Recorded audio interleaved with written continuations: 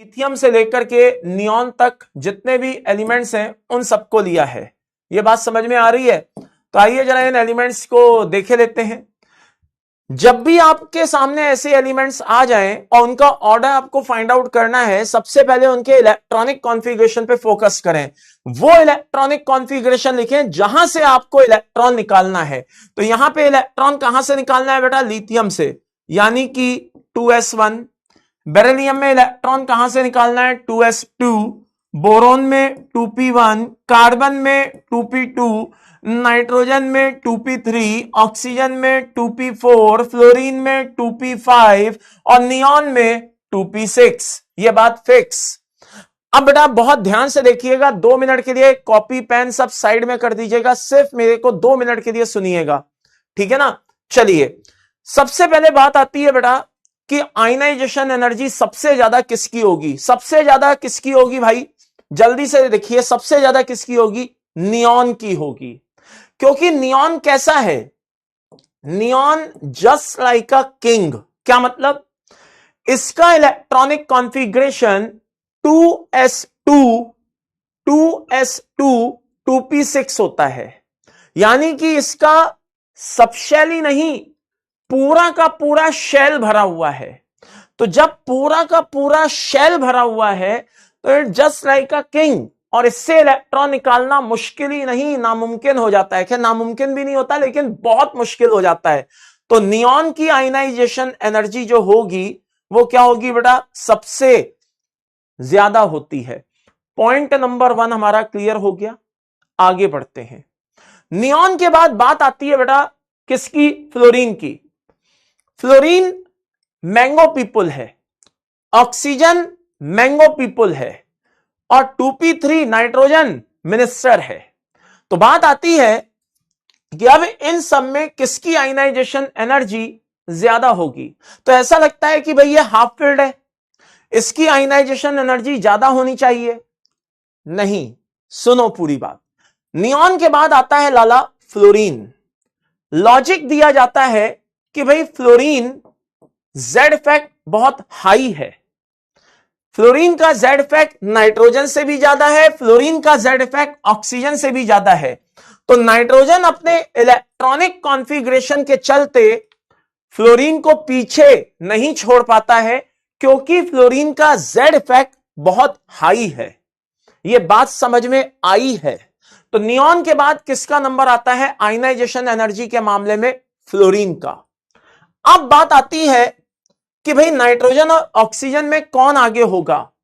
तो बेटा अब कंपटीशन जो है वो नाइट्रोजन और ऑक्सीजन के बीच है, और no doubt in it nitrogen और ऑक्सीजन में कौन जीत जाता है? नाइट्रोजन जीत जाता है। यहां पे आप कह सकते हैं कि कौन रिस्पॉन्सिबल है? इलेक्ट्रॉनिक कॉन्फ़िगरेशन रिस्पॉन्सिबल है। सर मेरा एक डाउट है। क्या सर? कॉन्फ़िगरेशन अगर रिस्पॉन्सिबल है तो 2p3 क्या 2p5 को पीछे नहीं छोड़ पाएगा? नहीं।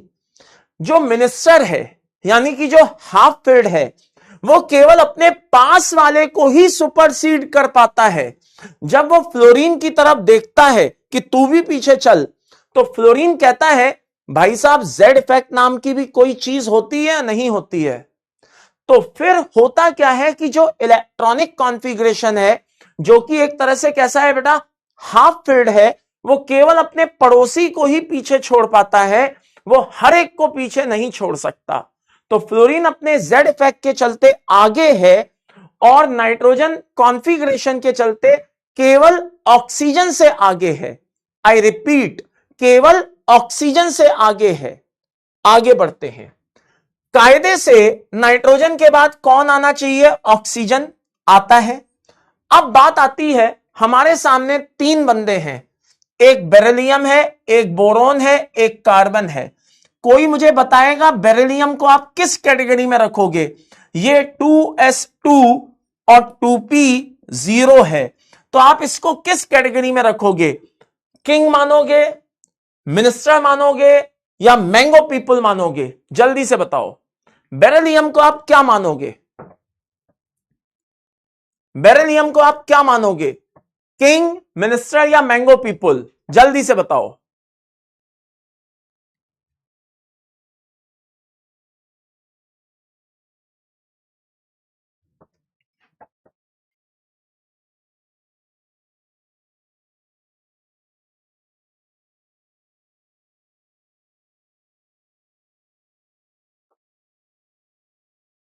ये ड्रॉप ए बैच है। क्या आईआईटी ने नंबर ऑफ अटेम्प्ट्स बढ़ा दिए? मतलब जिस तरह के तुम्हारे कमेंट्स आ रहे हैं, मुझे ऐसा लगता है कि शायद ये ड्रॉप ए बैच नहीं है अभी, या ड्रॉप ए बैच है लेकिन शायद मैंने, हो सकता है मेरे पास न्यूज ना पहुंची हो, आईआईटी ने क्या कहते हैं अटेम्प्ट्स बढ़ा दिए हो, 4-5 कर दिए हो।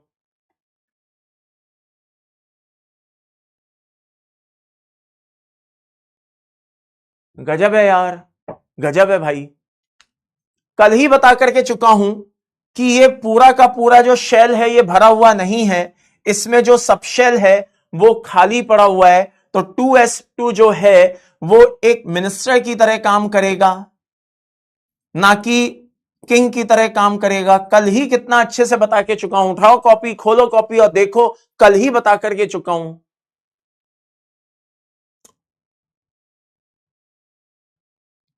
एक ने बोला किंग, सब पीछे चल दिया, king king king king king करने लगे सबके सब। यही होता है हमेशा, यही होता रहेगा आगे भी। एक ने बोला किंग, बाकी सब चल दिया, हाँ किंग किंग किंग, मैं किंग किंग किंग, बस ये यही चलता रहता है बस, और क्या चलेगा। अपनी बुद्धि मत भिड़ाओ। तो by the end summary is this, ये किसकी तरह बिहेव करेगा? मिनिस्टर की तरह, यानी कि एक तरह से ये हाफ फील्ड की तरह बिहेव कर रहा है। तो अगर हाफ फील्ड की तरह बिहेव कर रहा है तो इसका जोर किस किस पे चलेगा? जल्दी से बताओ, बेरिलियम का जोर किस किस पे चलेगा? बोरोन पे चलेगा या कार्बन पे भी चलेगा? किस पे चलेगा जल्दी से बताइए? बोरोन पे चलेगा या बोरोन कार्बन दोनों पे चलेगा? जल्दी से बताइए, किस किस पे इसका जोर चलेगा?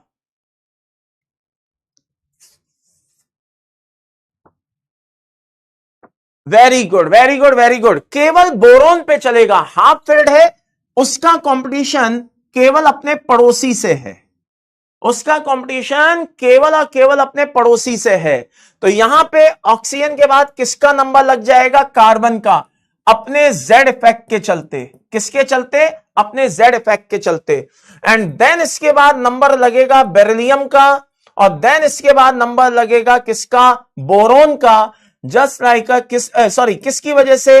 इलेक्ट्रॉनिक कॉन्फ़िगरेशन की वजह से। और लिथियम की तरफ कोई ध्यान नहीं देना चाहेगा, वो सबसे आखिरी में पड़ा रहेगा, सबसे पीछे पड़ा रहेगा।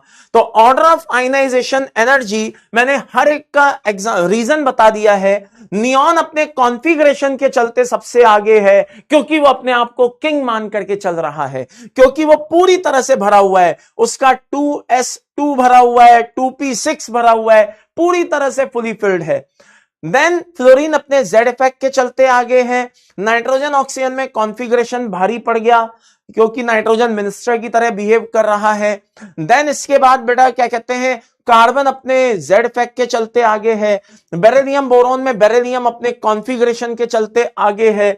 ये बात समझ में आ रही है या नहीं आ रही है? एंड देन लिथियम की तो कोई मतलब ही नहीं है, उसको तो कोई पूछ ही नहीं रहा है, वो सबसे पीछे अपने कॉन्फ़िगरेशन के चलते सबसे पीछे पड़ा हुआ है। This is the order of ionization energy. ये बात समझ में आ गई? बढ़िया से क्लियर है भाई सभी को?